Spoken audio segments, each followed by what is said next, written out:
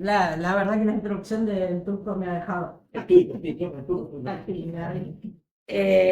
Sí, muchos años amigos ahí en el museo, publicados muy cercanamente. Les agradezco mucho la invitación. La verdad es que me encanta dar a conocer lo que se está haciendo en cuanto a conservación de la biodiversidad en nuestro país y sobre todo, como él dijo, poder intervenir como científicos en la gestión de esa conservación. O sea, nuestro conocimiento con lo que hagamos, que generalmente hasta hace muy poco tiempo teníamos el apoyo del Estado, poder transmitirlo de forma tal de que se convierta en una herramienta para realizar estrategias de conservación. Entonces, yo les vengo a hablar un poco de este tema de la sexta extinción, de la desextinción, de eso vamos a hablar rápido, aunque después puede haber todas las preguntas que quieran, y de los modelos de conservación del sur global, porque no hay que olvidarse del territorio, no hay que olvidarse de dónde está el dinero y dónde está la biodiversidad. Bueno, primero para hacer un paso muy rápido, porque para decidir si realmente estamos frente a la sexta extinción. Ustedes saben que hubo en la historia geológica 5 grandes extinciones masivas, que en general es cuando se la considera masiva cuando desaparece el 75% de las especies en un tiempo geológicamente corto, que es entre 1 y 2 millones de años. Ustedes fíjense, cuando uno piensa en extinción, ahora en el presente, es algo malo, ¿no es cierto? Se extinguió tal animal, o tal otro, o tal planta, y solo sobreviven en refugios o cosas por el estilo.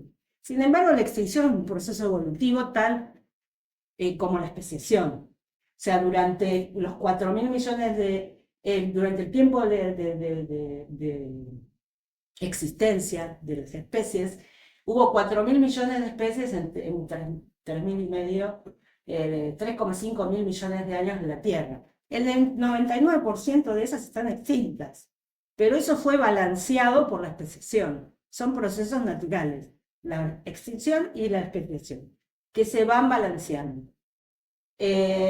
¿Hasta qué momento? Hasta que aparecemos nosotros. Como parte de esa evolución natural aparece el ser humano, y en la evolución del ser humano las tasas de extinción empiezan a estar muy por encima de lo que son las tasas de especiación. Este es un trabajo que es muy interesante porque fíjense, estos son tasas de extinción. De una forma muy conservativa, o sea, solo teniendo en cuenta especies extintas, desde el año 1500 hubo 8 de tasa, ¿no? El número de especies por cantidad de tiempo, ¿no?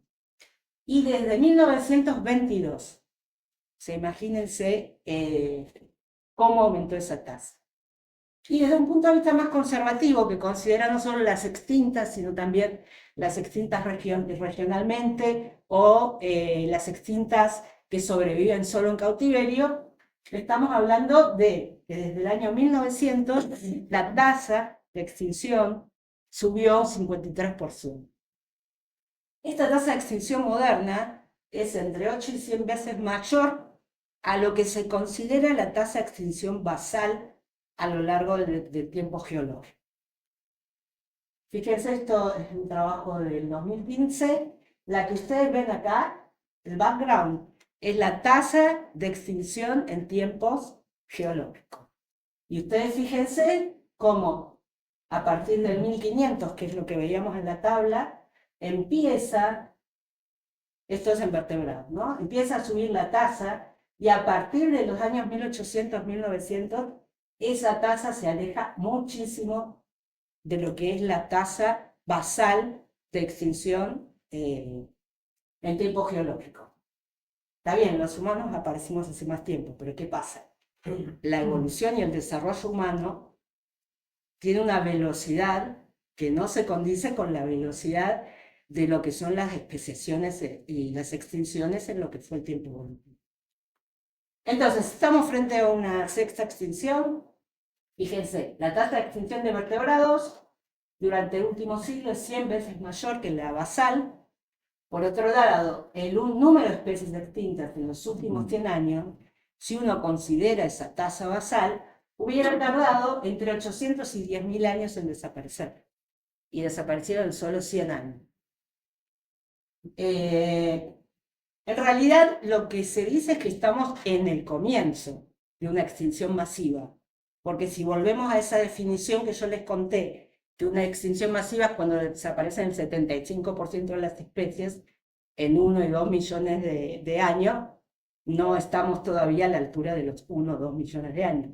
Pero la tasa a la cual está ocurriendo es terriblemente alta. Así que estamos en el comienzo de una sexta extinción. Y a diferencia de lo que ocurre con las anteriores, sabemos exactamente qué es lo que está causando este comienzo de la sexta extinción. Entonces, yo creo que desde mi punto de vista no hay ninguna duda que estamos en el comienzo de una sexta extinción.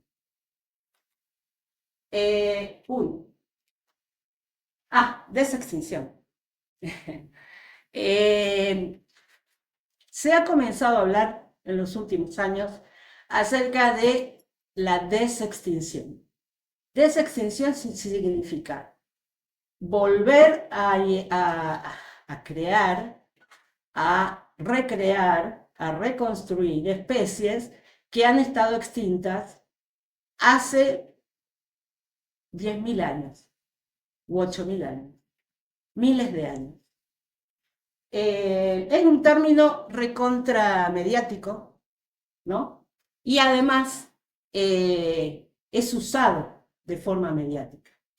Para poder explicarles esto, cómo es lo de la desextinción, voy a hacer un pasito rápido por el método genético que permite editar genes. Vamos a hacerlo rápido porque es un método re complicado, pero es un método que se llama CRISPR, que significa repeticiones palindrómicas cortas agrupadas regularmente interespacial. Esto viene a partir de un descubrimiento, ciencia básica, que encontró que hay una familia de secuencias de ADN de origen viral que están integradas dentro de las bacterias. O sea que de alguna forma fueron esas bacterias infectadas por bacteriófagos virales, virus, y parte de esos virus se integró al genoma de esas bacterias y evolucionó junto con las bacterias.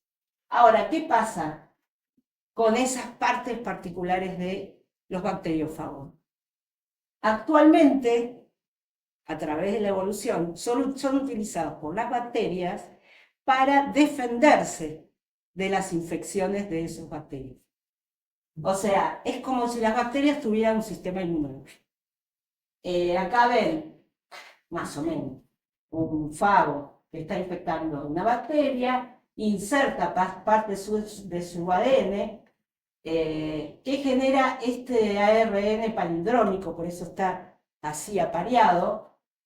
Y entonces, a lo largo de la evolución ocurrió que al estar insertada esta secuencia, cuando un nuevo fago intenta infectar una bacteria, se pone en acción este circuito que genera este ARN que sirve para cortar el ADN del fago y entonces impedir la infección. Este fue un descubrimiento súper importante, un descubrimiento de ciencia básica. ¿Qué se vio? Que esas secuencias de ADN estaban asociadas, estamos hablando de millones de años de evolución, ¿no? Estaban asociadas a genes que codifican para proteínas endonucleasas. Las endonucleasas son proteínas que cortan ADN. De esa forma, por tener la formación de esas endonucleasas, pueden cortar el ADN que inyecta el fago. Esto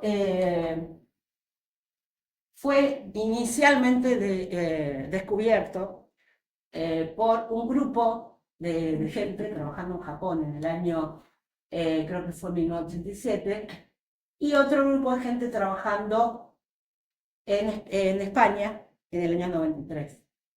¿Qué es lo que fue descubierto? Este sistema que yo les comenté antes, de cómo las bacterias utilizan esas secuencias virales como sistema inmune. El premio Nobel, toda esta gente trabajando en la universidad, o en sistemas, digamos, científicos académicos. El premio Nobel de Química se dio a estas dos mujeres, Jennifer Doudna y Emmanuelle Charpentier, que son de la Universidad de Berkeley, y la otra trabaja en el Instituto Max Planck, en el año 2020, por haber trasladado ese descubrimiento acerca de esas secuencias capaces de cortar el ADN junto con las endonucleasas a procesos de edición de genes que pueden ser editados en cualquier ser vivo.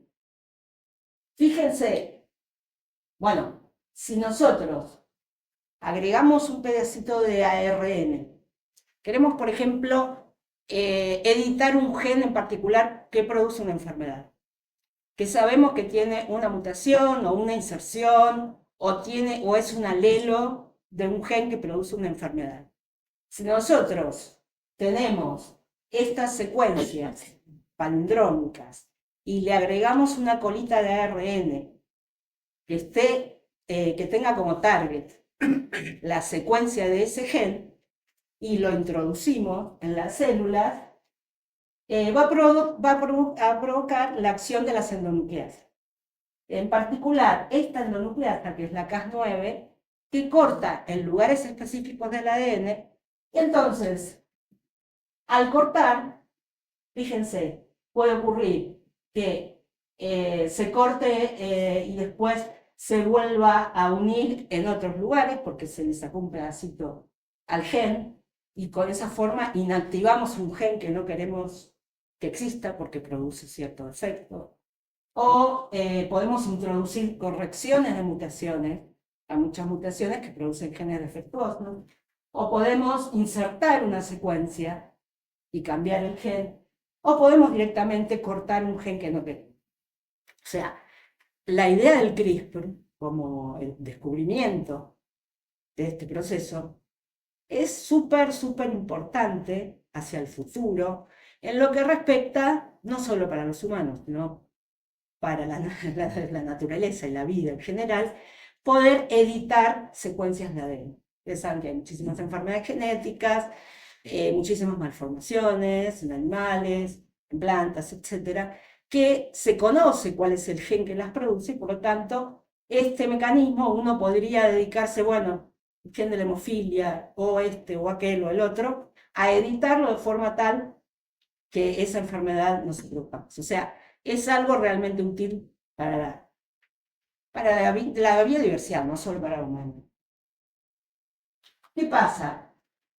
¿Cómo se ha usado hasta el momento, más allá de la investigación básica, de la cual parte todo este conocimiento desde el año 87?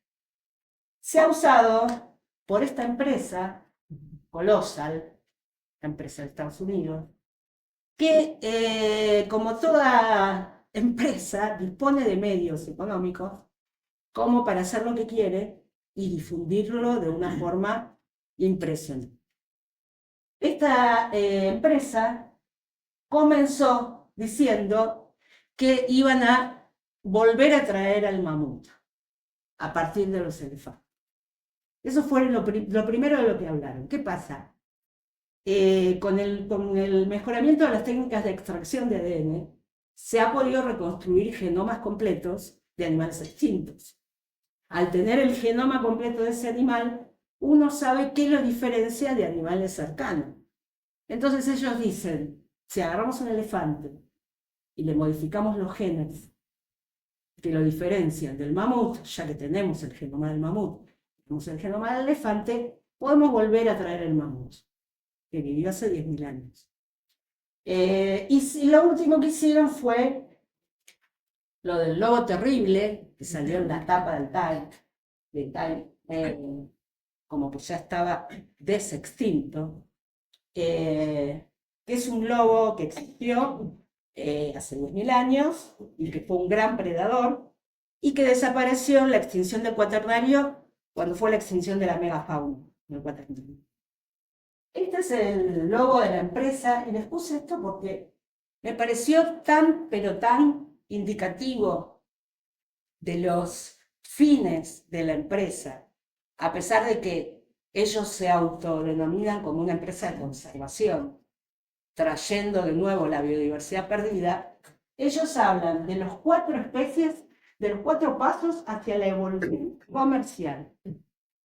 Ya habíamos escuchado, los que trabajamos en conservación hace unos años, el término producción de naturaleza, y a mí me aterroriza, porque es aplicar el capitalismo directamente a la producción de naturaleza, o sea, los humanos produciendo naturaleza. Ahora, evolución comercial me mató. O sea, ya tenemos la evolución natural, la evolución cultural, y ahora tenemos la evolución comercial. Entonces ellos hablan de que la de extinción a través del uso de software y de tecnologías y la creación de IP va a llevar a la comercialización de estas especies extintas. Eso lo pueden encontrar en la página. Dice cada cosa en la página, se las recomiendo, porque es el típico ejemplo donde poner fotos de cachorritos, ponerles nombre, ¿no? Este es Rómulo, este es Remo, estos son los primeros, de acá adelante vamos a traer de nuevo a toda la especie, que al público en general le entusiasma, porque además son bichos carismáticos, no estamos hablando de una araña, ni nada por el estilo, estamos hablando de un bicho carismático. Entonces, fíjense, el mamut lanudo se extinguió hace 10.000 años. Creo que los últimos mamuts son los de una isla, que ahora no me acuerdo el nombre, en el norte de Rusia, que se extinguieron hace 2.000, pero hace 8.000. Pero el último lanudo fue hace 10.000 años. Entonces, ¿qué es lo que hizo la empresa que se está atribuyendo la desextinción? Insertó, usando el CRISPR, 14 genes relacionados con el pelaje en ratones de laboratorio. Y les funcionó. Les salió un pelo lanudo a los ratones, y entonces ellos dicen que a partir de este resultado que tuvieron en el 2024, en el 2028 ya van a obtener un mamut a partir de la edición de genes del elefante asiático, que entre paréntesis es una especie de extinción. El elefante asiático no es un bicho que es común, sino que es una especie de extinción. Y el número de diferencias comparando los 2 genomas, esos 14 genes no son nada, y son todos genes relacionados al pelaje. El número de diferencias entre el elefante asiático y el mamut es de 1,5 millones de nucleótidos. El segundo caso, que es el que se hizo más famoso, ¿por qué? Porque tuvieron cachorritos. Uno mira foto y dice, Dios mío, quiero uno para mí. Es el del lobo terrible, también extinto hace 10.000 años junto con sus presas. En este caso, ¿qué hicieron? Lo mismo. Insertaron 14 genes que pertenecían al genoma del lobo terrible, que ya estaba completo, ya había hecho el genoma completo, relacionados con pelaje, en el genoma de un lobo gris, es una especie común. Y usaron hembras de un perro doméstico para el nacimiento de estos cachorros. Y con esto volvemos a la tapa del Times diciendo, ya no está extinto. El número de diferencias entre el lobo gris y el lobo terrible es de 15 millones de nucleótidos. Pero tenemos unos cachorritos con pelo blanco. Bueno, este es un título lindo que encontré en un paper donde hablaba también de que esta tecnología se está ofreciendo ahora desde un mínimo de $1.600 a 20.000 para hacer mascotas tal como uno las quiere. O sea, a través del CRISPR, Es decir, yo quiero este perro más grande. Lo que presentaron es una empresa china en este caso. Lo que presentaron fue un cerdo de 15 kilos, chiquitito como un perrito, doméstico. Y están ofreciendo hacer todo tipo de mascotas customizadas, digamos, ¿no? De acuerdo al gusto del que quiere la mascota. Inclusive clonan perros, como un famoso perro que todos conocemos clonado, al precio de $10.000. Bueno, la excusa. ¿Cuál es la excusa? Siempre tiene que haber una excusa. No pueden decir lo hacemos para ganar plata. ¿Bien? Entonces, la excusa es, estas criaturas ocuparán nichos ecológicos que fueron usados por especies extintas, lo que llevaría a resolver el problema de la crisis de la biodiversidad. La realidad. Por empezar, lo que todos vieron, 14 genes está muy lejos de lo que es un gen. En segundo lugar, lo extinguido no puede reaparecer. Lo extinguido es el producto de años y años y miles de años de evolución y de adaptación a ambientes que ya no existen, que existieron hace 10.000 años. Entonces, por más que yo ahora lograra cambiar esas 15 millones de diferencias entre el zorro gris y el lobo terrible, ¿dónde está el hábitat del lobo terrible? Seguramente ocupado por otra especie, tope y otras presas. Por otro lado, tener dos lobitos. Ustedes saben que para que una especie sobreviva, tiene que tener poblaciones de un tamaño grande, donde exista variabilidad genética que le permita adaptarse a cambios en el ambiente. Bueno, tener dos lobitos no sirve para nada. O sea, poblaciones grandes estamos hablando, que según la IUCN, una población con un tamaño efectivo, pues un tamaño genético, digamos, de 50 individuos, es una población en peligro crítico de extinción. O sea, fíjense de lo que estamos hablando cuando hablamos de tamaños grandes. Aún obteniendo cachorros, van a ser elefantes o los grises genéticamente modificados. No va a ser la especie original. Lo que les decía antes, en 10.000 años el hábitat ya no es el mismo. Nada es estático. Todo eso evolucionó. Y esa extinción fue culpa de algo que ocurrió, que no fue únicamente la extinción del lobo, sino de todas sus presas, y ese nicho ya fue ocupado. No es un nicho vacío que ellos tienen que rellenar. Por lo tanto, se están desperdiciando, es una empresa. Esfuerzos y dinero en proyectos sin futuros, y eso es malo para lo que realmente es la conservación de la biodiversidad. Entonces, ahora les voy a hablar de algo más serio, que es cómo se encara la conservación de la biodiversidad. Entonces, cuando estamos hablando de sexta extinción, ahora voy a estar hablando de conservar la biodiversidad que existe. Como les decía, esta es la única extinción de la cual conocemos la causa, o las causas, que son todas antropogénicas, o sea, todas derivadas de acciones del ser humano. Este es un paper, el primer autor es un cordobés que recibió un premio, este paper es buenísimo, donde se estudió las 5 causas principales de pérdida de biodiversidad y el peso que tiene cada una de estas causas en cada uno de los continentes, y luego, bueno, se reunió todos esos datos en un único gráfico donde vemos que la mayor causa de pérdida de biodiversidad es el cambio en el uso del suelo. Esto es más que evidente. O sea, cuanto más hoja plantemos, cuanto más corramos la frontera agrícola-ganadera, cuanto más edificios construyamos, estamos dejando sin hábitat a un montón de... En segundo lugar, la explotación directa o la sobreexplotación de algunas especies. Después tenemos la polución, el cambio climático y la introducción de especies invasoras. Pero básicamente, sin ninguna duda para mí, lo más importante es el cambio en el uso del suelo. O sea, estamos permanentemente perdiendo hábitat.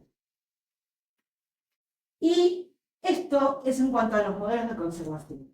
Ustedes fíjense, este es un me olvidé de poner acá la cita, pero es un trabajo muy bueno que modela la distribución de la biodiversidad, tanto en invertebrados como vertebrados, y muestra que lo que está rojo o naranja son los lugares de mayor biodiversidad, ¿no? Y abajo tenemos lo que es el mapa de lo que está definido como el sur global, donde estamos nosotros. Y está definido por esta de las Naciones Unidas, la Conferencia sobre el Comercio y el Desarrollo, como, esta es la definición de sur global: bajo nivel de vida, alto crecimiento poblacional, urbanización inadecuada, bajos niveles educativos y de salud, y libertad política de expresión. O sea, nosotros tenemos toda la diversidad y tenemos esto, que, digamos, en muchos casos es real, lamentablemente.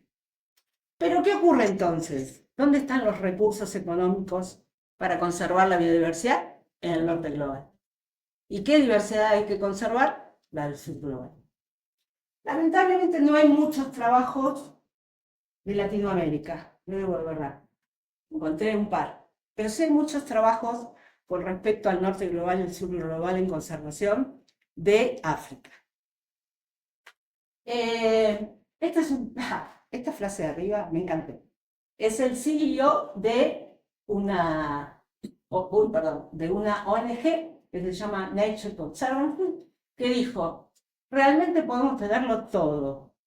Un futuro donde la gente tiene comida, energía y el crecimiento económico que necesita, sin sacrificar la naturaleza. Muy optimista, ¿no? Bueno, en general los modelos de conservación, yo encontré un trabajo muy bueno donde los divide en estos 4 grupos. En primer lugar, lo que hace es clasificarlos en modelos consumistas o capitalistas y modelos que están más allá del consumo. Y por otro lado, la otra variable es modelos que hablan de una dicotomía entre el hombre y la naturaleza, como cosas diferentes, y modelos más allá de esta dicotomía, donde se considera la especie humana como una especie más del ecosistema. En estos modelos relacionados con el consumismo son los que más se conocen, los que más se usaban antes, y lamentablemente se siguen usando ahora, en Argentina también. Y son cosas como estas, fíjense los leones, un safari en África y lo más tranqui, mientras pasa ahí la camioneta, el elefante cruzando ahí, paran un poco el auto para que cruce el elefante. Y esto de acá es un venado de las Pampas, de acá de Argentina, de una fundación que se llama Fundación de Igualdad Argentina, donde ofrece safaris para poder ver este tipo de animales, porque ellos lo que están intentando es construir este tipo de modelos basados en la fauna mansa. O sea, fauna mansa significa esto, ¿no es cierto? Leones parados ahí, sin que les importe nada lo que esté pasando alrededor. Los otros modelos, que no tienen que ver con el consumismo, son modelos que incluyen justicia. Justicia de muchos distintos tipos. Una justicia de procedimientos, donde haya leyes, regulaciones, que especifiquen lo que se puede hacer, lo que no se puede hacer, que estén controlados por los gobiernos. Lamentablemente que es correcto que existe en el sur global esos cambios de orientaciones políticas, ¿no? Pero que tengan que existir como leyes de Estado, que vayan más allá del cambio de gobierno y que estén actuando sobre la biodiversidad. Justicia de distribución, ¿por qué? Porque es cierto que tenemos que lograr una convivencia entre el ser humano y, digamos, su hábitat. ¿Por qué? Porque a veces su hábitat es también el hábitat de una especie en riesgo. Y nosotros no podemos ignorar a los que comparten ese hábitat y poner una regla que directamente les impida la convivencia que por ahí tienen hace muchísimos años con esas especies. De distribución, entonces, ¿por qué? Porque esas leyes tienen que incluir un intercambio. O sea, mirá, acá te voy a poner un parque, una reserva, lo que sea, vamos a hacerte participar de esto, no vas a perder trabajo, vas a intervenir en el cuidado de la naturaleza que venís cuidando hace cientos de años y vas a tener tu parte de ganancia en esto. Y por último, bueno, justicia ambiental, ¿no es cierto? O sea, que tenga que ver con el mantenimiento de los distintos años. Este es un caso, para mí, recontratípico de lo que hace la política de los medios en conservación. Ustedes saben que, conocen a este hombre, Pablo Escobar, tenía un super zoológico en Colombia, donde en el año 1980 trajo un macho y 3 hembras de hipopótamo. En 2012 ya había 35 individuos, 2020 80. Las estimaciones son que en el 2034 va a haber aproximadamente 800, y en el 2039 ya se llegaría a la capacidad de carga. ¿Qué pasó? Cuando desarmaron este zoológico, ustedes saben que el hipopótamo es uno de los bichos más agresivos que existen. No pudieron, o sea, sacaron todos los animales del zoológico, las autoridades no pudieron con los hipopótamos. Entonces dijeron, los dejamos ahí. Los dejamos ahí porque es un bicho muy difícil de manejar. ¿Qué ocurre? Este es el trabajo de unos colombianos. Ellos hicieron un análisis de viabilidad poblacional bajo algo hay que hacer, porque estos bichos están provocando consecuencias ecológicas muy importantes al depositar las heces y la orina en cuerpos de agua, que aumenta la concentración de cianobacterias, y además son reservorios de enfermedades zoonóticas que no están en la fauna presente en Colombia. Y además consecuencias sociales y económicas, porque se están extendiendo hacia distintos pueblos basados en la pesca, con lo cual les arruinan los ríos y con lo cual la pesca desaparece.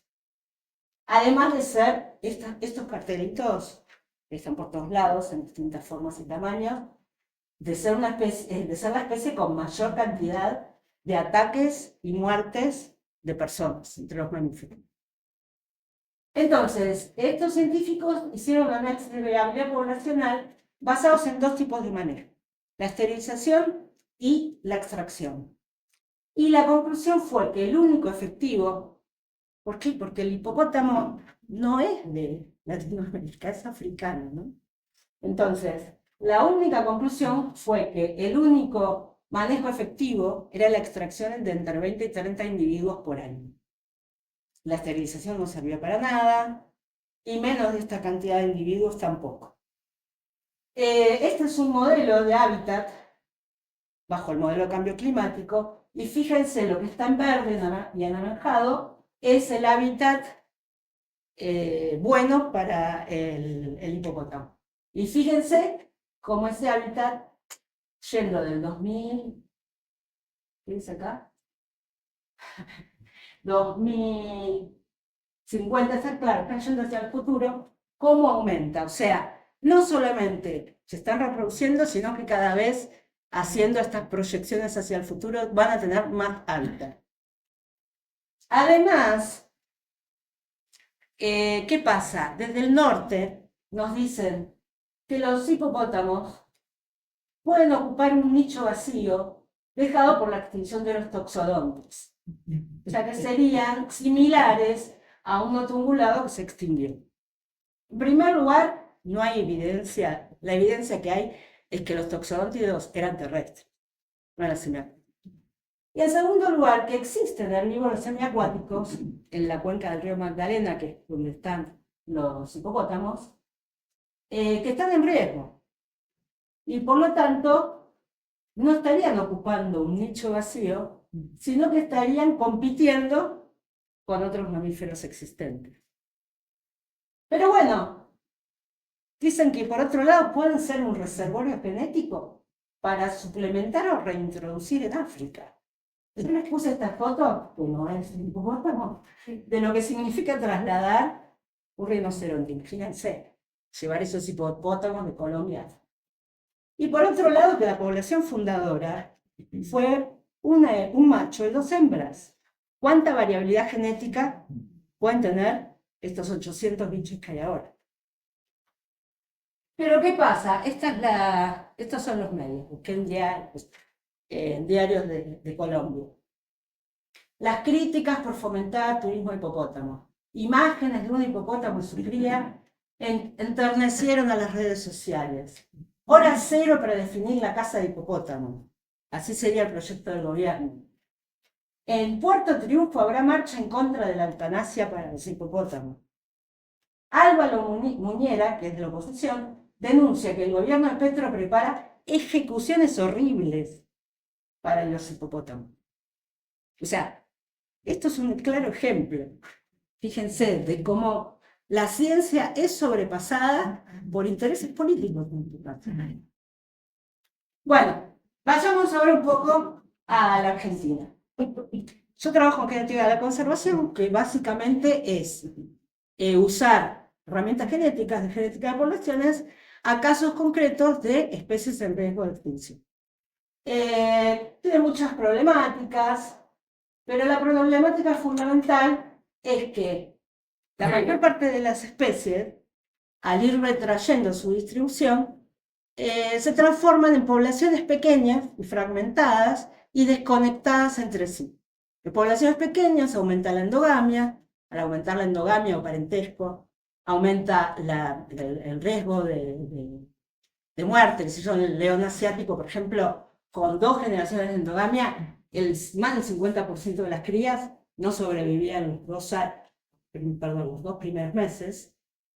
Entonces, al aumentar en poblaciones pequeñas, tanto la endogamia como la deriva genética, que es un proceso al azar, que lleva a pérdida de variabilidad genética, se pierde la variabilidad genética y con eso se pierde la eficiencia evolutiva, o sea, la posibilidad de responder en el futuro a cambios ambientales. Nosotros usamos muestreo no invasivo. ¿Por qué? Porque son especies de mamíferos grandes, que están protegidas en general, muchas difíciles de ver, hasta de ver. Y entonces vamos por el campo, donde sabemos que están, y usamos cualquier cosa que encontremos. Lo más frecuente de encontrar son fecas. Entonces, depende de la especie con la que estamos tratando, levantamos feca. Además, trabajamos con este tipo de muestras de individuos cazados. Esta es una cabeza de yaguareté que apareció hace 4 años en un contenedor de basura en Resistencia, del Chaco. La mandaron al museo y bueno, nosotros de ahí pudimos confirmar que era del Chaco, porque podría ser de Yungas o de algún otro lugar, pero era de Chaco. Estas son algunas de las especies con las que trabajamos: el yaguareté, el tapí, el pecarí labiado, el ciervo pantano, el tatú carreta. Todas ellas tienen en común haber perdido hábitat. El yaguareté ocupa ahora el 5% de lo que era su distribución histórica. Se ha llegado hasta la Pampa, era una población continua, y ahora quedan 3 fragmentos: uno en la Yunga, otro en el Chaco y otro en el bosque franco. Lo mismo pasa con el resto de las especies. Los números que ven en rojo es cuánto del hábitat natural les queda. Con el ciervo de los pantanos, nosotros estudiamos los distintos núcleos poblacionales que quedan, haciendo secuenciación masiva de aplicones, y encontramos que, saben que el núcleo que está más al sur está en el delta del Paraná, en Buenos Aires, muy separado del resto de los otros núcleos poblacionales, y encontramos que la población de Formosa era la que estaba completamente diferenciada de las otras. La población de Iberá, que es esa que ven acá, era una población que estaba también diferenciada, pero no tanto, porque todavía tenía parte de su genoma parecida a la del delta del Paraná. Y nosotros decimos, bueno, de Liberá a Formosa tenemos esta distancia, y de Liberá al delta tenemos esta, y sin embargo lo que encontramos es que la del Liberá es más parecida a la del delta, o sea que de alguna forma existe. Piensen que cuando nosotros analizamos esto, no estamos viendo la genética actual, sino la historia evolutiva en los últimos 100 años. ¿Está bien? Entonces, evidentemente, hubo una conexión entre Liberá y el delta más reciente que la conexión que existía entre Liberá y Formosa. Fíjense, esta es una red de haplotipos hechos con ADN mitocondrial. Este de acá es el único haplotipo que existe, o sea, es la única secuencia para lo que nosotros secuenciamos, que fueron 7 genes mitocondriales, es la única secuencia que se encuentra en el delta. O sea, hay 0 variabilidad. Y yendo ya más hacia analizar el delta, lo que se ve es que hay como 3 grupos. Todo esto surgió porque en el delta están plantando pino a lo bestia, y hubo algunos trabajos que indicaban que el pino era bueno para el ciervo del pantano, que era mejor que los hábitats que venían ocupando. Esta es la zona de plantación de pino, acá está el Paraná. Y después hay otros 2 núcleos separados por el río. Entonces nosotros lo que hicimos fue analizar en detalle, colectando mucha muestra, navegando el delta y colectando mucha feca, que nosotros primero tenemos que identificar la especie, porque acá convive con Axis, con el ciervo colorado, por lo tanto, lo primero que las fecas son iguales, es lo mismo que con muchos felinos, entonces lo primero que uno hace es identificar cuál es la especie. Pero tuvimos muchas muestras y lo que vimos es que esta zona, que es esta de acá, estaba bastante diferenciada de estas otras 2 zonas. De nuevo, algo medio extraño. Pero ¿qué pasa? Esta parte de acá, que separa este grupo, esta, digamos, subpoblación de esta otra, es la parte más habitada del delta del Paraná. Nosotros, de hecho, lo que encontramos es lo que se llama una dinámica metapoblacional, donde 3 subpoblaciones intercambian individuos entre sí, pero no de la misma forma, sino que la población de Entre Ríos, que no tiene protección, acá sí, porque acá se creó el Parque Nacional Cerro de los Pantanos. Acá sí, porque están las empresas de los pinos diciendo que ellos cuidan el Cerro de los Pantanos. Pero Entre Ríos no tiene protección oficial. Y encontramos que, en general, Entre Ríos era fuente de dispersión del ciervo de los pantanos hacia las otras 2 poblaciones. Por lo tanto, la recomendación fue: hay que proteger a la subpoblación de Entre Ríos. También calculamos el tamaño efectivo, que ¿se acuerdan que les comenté que IUCN considera que 50 para abajo la población está en riesgo? Por lo tanto, propusimos, basados en genética, porque dicen que esta población está creciendo a lo bestia, por eso son todos iguales, digamos, genéticamente no sirve. Entonces proponemos cambiar la categorización de vulnerable a en peligro. Bueno, este es un ejemplo. Y el otro ejemplo es el del yaguareté. ¿Cómo voy de tiempo, Turco? No sé, VT. Porque está bueno, digo. Bueno, ¿eh? Está bien, está Pero bien. empecé a las 11. No, 11 y algo. No, avísenme, porque a mí me encanta hablar y me voy. Bueno, esta era la distribución histórica del yaguareté.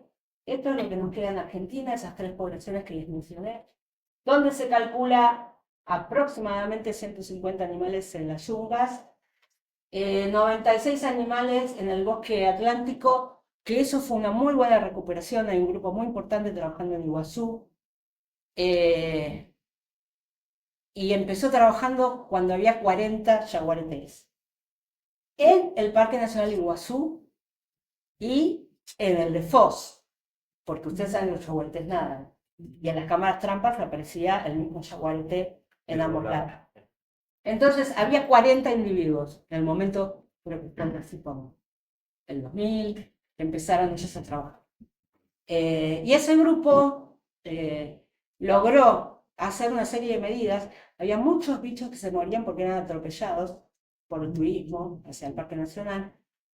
Ahora está reseñalizado y han logrado que la población crezca mucho. Nosotros trabajamos de dos formas con el yaguareté.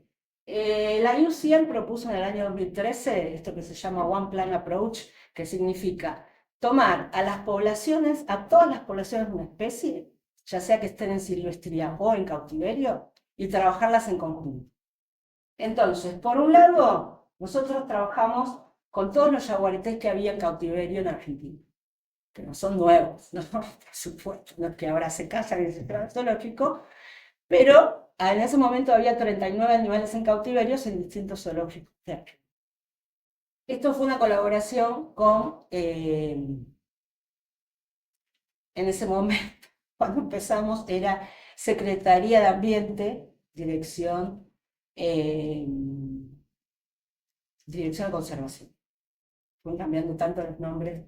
Bueno, ellos se encargaron de, como ellos tienen todo un monitoreo de los zoológicos, de ir a conseguir las muestras, y entonces eran muestras buenas porque ellos querían armar un registro federal de todos los yaguaretés de Argentina que estaban en cautiverio. Entonces ellos iban, les sacaban fotos a las manchas, tenían la genealogía que existía el zoológico, y nos traían a nosotros sangre. Con una muestra buena es mucho más fácil estudiarla genéticamente que con una feca o con una piel vieja. Y por otro lado, trabajamos con muestras colectadas en toda la distribución, básicamente, fíjense, 297 heces, tejidos de animales atropellados y cuerpos. En general, nosotros lo que hacíamos era ir al campo y todo lo que fuera, porque estábamos también trabajando con ocelotes, todo lo que fuera una feca que pareciera felino la levantamos. Llevamos al laboratorio y la proporción que obteníamos era cada 10 fecas había una yaguareté. Después había que identificar al individuo. Y entonces por ahí, de 50 muestras que eran de yaguareté, había 20 individuos. Porque había individuos que habían dejado sus excrementos en distintos lugares. Con los animales ex situ nos llevamos esta sorpresa con los animales de cautiverio, que es la división en 3 grupos genéticos. Uno, el bosque atlántico, otro, yungas más chaco, y un tercero que fue inesperado para nosotros, que fue todos los animales de cautiverio agrupados. Porque nosotros pensábamos, bueno, nos habían dicho, acá este yaguareté viene de las yungas, o es hijo de uno que viene del bosque atlántico. Y nos dimos cuenta que con el paso del tiempo, y sobre todo con el préstamo de animales entre zoológicos, había una hembra, por ejemplo, que dejó cría en todos los zoológicos de Argentina, se había constituido un nuevo grupo genético, diferenciados de los que estaban en silvestría. Pero lo interesante es que este grupo contiene variantes genéticas que ya están perdidas en la silvestría. O sea, es un grupo que puede ser integrado para tratar de reconstruir la variabilidad genética original del yaguareté. Y esta que no fue tanta sorpresa, casi la mitad de los parentescos informados por los zoológicos era mentira, de los dos tipos. Hubo un zoológico en particular que nos dio 10 bichos, que dijo que eran todos hijos de una pareja que ya había muerto, y la mitad de esos no tenían relación de parentesco entre sí. Eran bichos traficados, digamos, desde la silvestría. Y también casos al revés, donde había bichos que nos decían que no tenían parentesco y eran. Eso terminó, por suerte, en un registro federal que ustedes lo pueden encontrar en internet. Es una página del ex Ministerio de Ambiente ahora y Desarrollo Sostenible, donde se encuentra la información, no solo genética, sino también la identificación por las manchas, el estado de salud de cada bicho, etcétera, etcétera. O sea que esto fue nos llevó años, porque muchos zoológicos no nos dejaban entrar, pero fue una transferencia directa hacia la gestión. Cuando nos pusimos a mirar solo las muestras en silvestría, encontramos, bueno, lo que les había dicho, dos grupos genéticos. Uno que incluye yungas y chaco, y uno muy diferenciado, el bosque atlántico, con muchas diferencias genéticas. Sabemos o presuponemos que la conexión ecológica entre yungas y chaco está perdida. Pero ¿qué pasa? A través de Paraguay y Bolivia puede seguir existiendo una conexión. De hecho, todos los bichos de yaguareté que aparecieron en Chaco en los últimos años vienen de Paraguay. En Paraguay, aunque parezca difícil de creer, están deforestando más que acá. Y entonces los bichos están viniendo para el Chaco. Y cuando metimos esto en un análisis que hicimos en colaboración con brasileros, que incluye el Amazonas, el Pantanal, y lo que a ellos les queda de bosque atlántico, que es, además de la parte de Foz de Iguazú, les queda una población marginal en la costa, muy chiquitita de bosque atlántico, más hacia el norte y costera, y además poblaciones internas, cerca de lo que sería el límite con Paraguay, poblaciones que están por acá. Encontramos estos grupos genéticos, el Amazonas por un lado, el Pantanal dividido en dos, que todavía no lo pudimos explicar, pero esto ya hay muchos trabajos con el Pantanal y siempre pasa que el Pantanal del norte está separado del Pantanal del sur. Encontramos, esto que están verdes son estas poblaciones que les digo de Brasil, de bosque atlántico internas. Después encontramos que la población de la costa de Brasil tenía la misma constitución genética que la del bosque atlántico, digamos acá de Iguazú. Y finalmente, miren, Chaco y Yungas, teníamos muy pocos individuos. Primero, porque en las Yungas es muy difícil acceder a las muestras. Nosotros tenemos colaboraciones con gente que trabaja en todas estas regiones, pero es muy difícil acceder a las muestras. Trabajamos con muchos cueros y cosas así. Y en Chaco no había bicho, hace poco.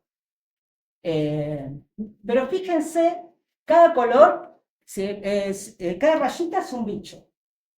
Este bicho, un bicho acá verde, por ejemplo, todo verde significa que su genoma, el 100% de su genoma, pertenece a ese grupo que nosotros llamamos lupa. Cuanto más mezclados están los colores, es que hay más diversidad genética. Y fíjense lo que pasa con los pocos bichos que nos quedan en Chaco y Yungas. Son re parecidos a las poblaciones que se consideran más saludables genéticamente de la distribución de yaguareté, que son las de Amazonas y Pantanal. O sea que la diversidad genética, porque fíjense, los bichos de bosque atlántico son casi todos iguales. Claro. En cambio, la diversidad genética que queda en esta zona es recontra parecida a la original, porque se supone que el bicho se originó en el Amazonas. Y bueno, fíjense, acá pusimos todos los estudios que había. La nuestra es una variabilidad genética baja, comparada con lo que es la variabilidad genética en poblaciones centrales. O sea, la nuestra es más parecida a lo que se encuentra en las pocas poblaciones fragmentadas de Centroamérica y de México. Entonces, ¿qué propusimos nosotros como manejo activo? Propusimos preservar los alelos únicos de cada grupo. O sea, piensen que toda la variabilidad genética estaba en esa población continua. Cuando se fragmentó, algunos alelos quedaron en una, otros en otra, otros en otra. La batería. ¿Cómo? La batería de... Estoy hablando mucho, significa. Bueno, les cuento. Seguimos. Entonces, preservar estos alelos, sobre todo los de Chaco y los de Yungas. Y por otro lado, en lo que nosotros identificamos como el bosque atlántico, calculamos el tamaño efectivo que nos dio 20 frente al tamaño de censo, que es 96. Y lo que se propone es seguir con un monitoreo genético de esta población que está en expansión, pero seguirle el monitoreo genético para ver que no haya endogamia y cosas por el estilo. Y ya no me deja cambiar. Me quedan 3 diapositivas. 3. ¿Viste que tiene? Ahí está, ese.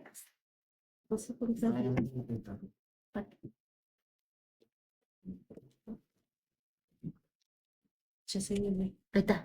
Bueno. Bueno, entonces esta es nuestra propuesta, después de haber estudiado todo lo que yo les conté. Pero ¿qué pasa? En estos momentos el manejo activo está siendo llevado adelante por la Fundación Rewilding. Tanto en el Parque Nacional Iberá, donde el bicho desapareció hace 70 años, ellos lo están reintroduciendo, como en el Parque Nacional Impenetrable en el Chaco, donde empezaron a aparecer estos, porque hace 20 años que no se registraba un jaguarete del Chaco, pero empezaron, creo que fue en el 2018 el primero, a venir estos bichos desde Paraguay. Y estas son las fotos que nos conmueven a todos, ¿no? La de los bichos, de hecho, hacían campañas con los huevitos Kinder, donde decían, Caramtá se enamoró de Tania, van a tener cachorritos dentro de poco, o sea, antropomorfización de los animales, que es espantoso. Entonces, fíjense, yo les traigo nada más que los datos, porque nosotros trabajamos junto con la Secretaría de Ambiente y la Administración de Parques Nacionales. Nuestro grupo era el grupo de referencia para determinar parentesco. ¿Por qué? Porque en el centro de cría, donde se iba a empezar con una pareja, esa pareja no tenía que estar emparentada. Esa pareja venía del cautiverio, se puede ir a agarrar un bicho de silvestría, y no podía estar emparentada. Entonces nosotros elegimos el primer macho y la primera hembra del centro de cría. Eso les hablo en el año 2013, cuando empezó todo esto. Esos son estos de acá. En realidad, el primer macho era estéril, no sirvió. Se trajo un macho de Paraguay, que es este que ya no está más, que se cruzó con una hembra que supuestamente venía de Zúñiga, y tuvieron 2 hijas. No puse números, pero me acuerdo todos los nombres. Una de las cuales ya se murió, la llevaron a Chaco, lo volvieron a llevar el verano, la llevaron a Chaco, y en una de esas se les murió. Y otra hija más. Esos fueron las primeras 2 crías del centro de cría. ¿Qué pasó? Esto les cuento fue en 2013.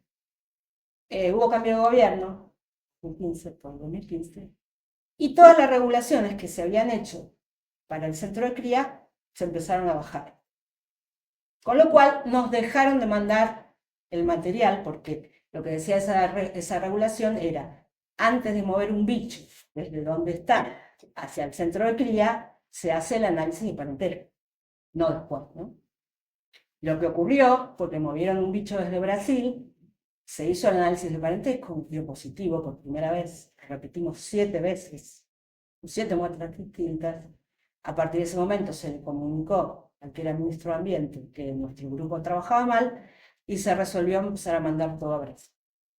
Entonces, esta es información que yo tengo porque a mí me siguen preguntando, van a trasladar una hembra acá, allá, cuál es la opinión genética, lo que yo diga no importa nada, pero igual me siguen preguntando. Entonces tengo estos datos. ¿Qué pasó? Dentro del centro de cría tenían este macho que habían traído de Brasil. Y estas 2 hembras, 6 y 7, que eran hermanas completas, también traídas de Brasil. Dentro del centro de cría, donde había otras hembras y otros machos disponibles, lo que hicieron fue cruzar a este macho con las 2 hermanas completas. Lo primero que liberaron en Iberá, o sea, estos no los liberaron, ¿no? Bueno, los que venían de cautiverio no se puede. Este macho no venía de cautiverio, viene de esos famosos rescates, que yo les creo hasta ahí, ¿no? Pero encontramos justo a la mamá muerta con 2 cachorritos, encontramos justo este macho que apareció en una escuela, cosas así. Entonces, lo primero que liberaron fue a estas 2 hembras que eran hermanas completas, con 2 crías cada una del mismo macho. Paso seguido pidieron la liberación del macho. Allí hubo una reunión, eso fue durante el gobierno anterior a este, hubo una reunión donde yo les presenté otra opción disponible, que era este macho, si lo liberan, va a volver a cruzarse con las mismas hembras y además se va a cruzar con sus hijas, porque va a ser el único macho. Entonces, primero liberen a otro macho de esos que tienen en el centro, déjenlo que se cruce una vez y liberen a este. Y aunque sea, tenemos una generación en el medio donde no hay parentesco, pero no hay forma. O sea, para ellos la genética es una piedra en el camino. Para ellos, lo dice textual en el libro de Rewilding, hablar de genética en conservación es como preocuparse por la hipertensión en un paciente con cáncer terminal. Lo dice, lo dice. Bueno, ocurrió lo que tenía que ocurrir. Se cruzó de nuevo con las mismas hembras, con esta tuvo un cachorro más, con esta dos, se cruzó con las hijas.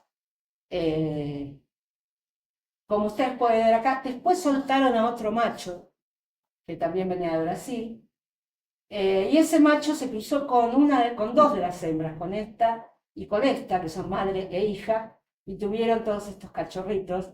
Pero lo que vemos al final es esto. El 70% de las crías son hijas de este macho. Sí. Y el resto, salvo este 5% que son estas, ¿no? Que ya es menos del 5% porque esta se murió. Y el otro 20 y pico % es hijo de este macho. Bueno, así que esta es la población que ahora un informe dice que es la mejor población de Argentina. No. Y que es la población con la variabilidad genética más alta y tan alta como la del Amazonas. Ahora veamos si uno entra a la página rewilding.org, qué es lo que se encuentra. Esto es lo que se encuentra. La Posta de los Tordos en el Patagonia Park, la isla Leones Camps en Patagonia Sur, el glamping, el Bermejito en el Impenetrable, el glamping Los Palmales también en el Impenetrable, la estancia Iberá en el Iberá. O sea, si ustedes entran a esa página, es una página de agencia de turismo. Con la diferencia de que les ofrecen desde sus ventanas ver animales hermosos y bellos. Entonces, uno puede analizar científicamente las cosas, hacer recomendaciones, pero de nuevo, como con los hipopótamos, depende de la política que se lleven a cabo. Bueno, muchas gracias.